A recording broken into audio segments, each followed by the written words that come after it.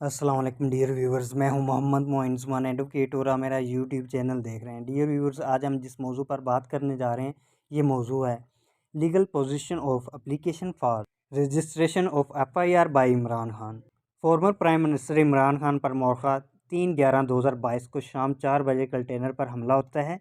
इस हमले में farmer prime minister Imran Khan को टांग में मुबैना तौर पर 3 गोलियां लगती हैं, लेकिन इसकी एफआईआर मौका 7/11/2022 को थाना सिटी वज़ीराबाद में दर्ज होती है। इस एफआईआर पर पीटीआई के तहफ़्फ़ुज़ात हैं। इनका कहना है कि जो हमने एप्लीकेशन में 3 नाम दिए थे वो इस एफआईआर में मेंशन नहीं है। हम इस वीलॉग में ये जानने की कोशिश करेंगे कि सेकंड एफआईआर की कानूनी हैसियत क्या है जो पीटीआई इस वक्त डिमांड कर रही है। इसलिए हम इस टॉपिक के रिलेटेड सेकंड एफआईआर के पैरामीटर्स पर बात करेंगे। सेक्शन 154 सीआरपीसी, रूल 24.5 और 24.17 पुलिस रूल्स 1934 को डिस्कस करेंगे और इसके अलावा हम लैंडमार्क रेलिवेंट केस लॉज को भी डिस्कस करेंगे। फर्स्ट ऑफ ऑल हम सेकंड एफआईआर की कानूनी हैसियत के पैरामीटर्स पर बात करते हैं। रूल 24.5 पुलिस रूल्स 1934 से ये वाज़ह होता है कि काबिल शनाख्त जुर्म के कमीशन जब पुलिस को पहली मालूमात के ज़रिए रिपोर्ट किया जाता है और एफआईआर रजिस्टर में दर्ज की जाती है तो इसे एक केस समझा जाता है जिसका सालाना सीरियल नंबर होता है। इस तरह के मुकदमा में मुकदमा की तफ्तीश के दौरान तफ्तीशी अफसर के नोटिस में लाए गए मज़कूरा जुर्म या मुख्तलिफ हालात या मुजरमों के सेट के बारे में पुलिस को मौसूल होने वाले मुख्तलिफ वर्जन की तादाद से कतई नज़र हमेशा के लिए एक ही नंबर होगा। कानून में इस मुशाबत में मोटर गाड़ियों की रजिस्ट्रेशन के लिए मौजू हो सकती है। असम्बली लाइन से मोटर गाड़ी को रूल आउट करने के बाद और इसे रोड पर लाने से पहले कानून के मुताबिक ऐसी मोटर गाड़ियों का मुतल्लिका अथॉरिटी के साथ रजिस्टर होना बहुत ज़रूरी होता है और इस तरह की रजिस्ट्रेशन पर मुतल्लिका मोटर गाड़ी को रजिस्ट्रेशन नंबर मख्तस किया जाता है और इस तरह एक फौजदारी केस के लिए मख्तस एफआईआर नंबर पुलिस रिकॉर्ड में मौजूद इस केस का नंबर होता है और केस के अख्ताम तक मज़कूरा फौजदारी केस में वही नंबर रहता है और सिर्फ इसी नंबर से शनाख्त की जाती है। ये बज़ाते ख़ुद कानून की स्कीम का एक यकीनी इशारा है कि किसी ऐसे वाक़े के सिलसिले में जिसमें कॉग्निजेबल ऑफेंस शामिल हो सिर्फ एक एफआईआर होती है और केस की तफ्तीश के दौरान उठाया जाने वाला हर स्टेप इसी एफआईआर के हवाले से होना चाहिए। अब हम स्टडी करते हैं सेक्शन 154 सीआरपीसी। किसी कॉग्निजेबल ऑफेंस के कमीशन से मुताल्लिक हर मालूमात अगर किसी थाने के इंचार्ज ऑफिसर को ज़ुबानी तौर पर दी जाए तो इसे इसके ज़रिए या इसकी हदायत के तहत तहरीरी तौर पर रिड्यूस किया जाएगा और इतला देने वाले को पढ़ कर सुनाया जाएगा और ऐसी मालूमात चाहे इसमें दी गई हो लिखने या रिड्यूस करने पर, जैसा कि मज़कूरा बाला तहरीर पर सिग्नेचर करने वाले शख्स की तरफ से सिग्नेचर किए जाएंगे और इसका सब्सटेंस एक ऐसी बुक में दर्ज किया जाएगा जो ऐसे ऑफिसर के पास रखा जाए जो इस फोरम में जो सूबाई हुकूमत के लिए तजवीज़ करे।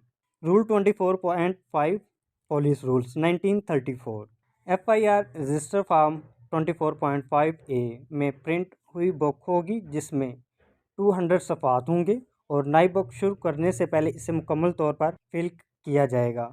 मुकदमात हर कैलेंडर साल के लिए हर थाने में सालाना सीरियल नंबर के हामिल होंगे। रूल 24.17 पुलिस रूल्स 1934 एक ही मामले में हर यके बाद दीगरे खुसूसी रिपोर्ट पहली रिपोर्ट के बराबर नंबर पर होगी और हरूफ तहज्जी की तरतीब में बड़े रोमन ख़त के इजाफे में से मुमताज़ होगी। डियर व्यूवर्स, अब हम अपने इस टॉपिक को मुख्तलिफ केस लाज की नज़र से देखते हैं। ये केस ला है 1984 PCRLJ 454 Mushtaq Ahmad versus the SHO police station Munawa. इसमें यह होल्ड किया गया था कि जब किसी वाक़या का मुकदमा दर्ज किया जाता है तो अक्यूज पर्सन की तरफ से काउंटर वर्जन देते हुए कोई दूसरा मुकदमा दर्ज नहीं किया जा सकता। अगर हर फौजदारी केस में ऐसा होता है तो एक एफआईआर कंप्लेंट पार्टी की तरफ से और दूसरा मुलज़म की तरफ से दर्ज किया जाएगा, क्योंकि इस बात का इम्कान नहीं है कि किसी मुलज़म के पास एफआईआर में अपने ख़िलाफ़ लगाए गए इल्ज़ामात का जवाबी वर्जन ना हो। मतलब ये होगा कि हर जुर्म के लिए 2 एफआईआर्स रजिस्टर होना चाहिए।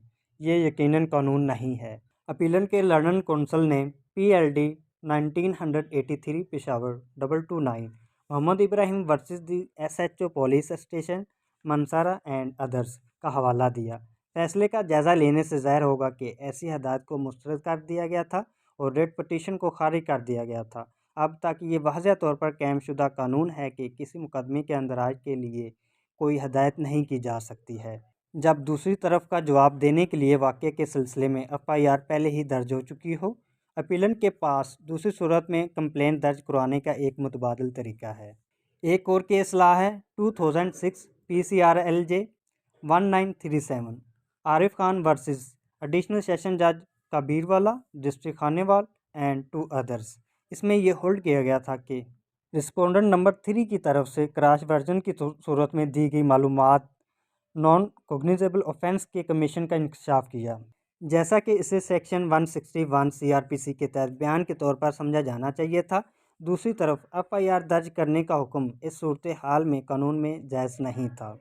एक और केस ला है 2019 YLR 415 Nadeem Aslam versus the state and others. इसमें यह होल्ड किया गया था कि मैंने नोट किया है कि जेली ड्राइविंग की प्रोडक्शन की बुनियाद पर लाइसेंस दरख्वास्त गुजार को FIR नंबर 104/2016 में सेक्शन 471, 468, 420 PPC के तहत इल्ज़ामात के लिए पहले ही सज़ा सुनाई जा चुकी है।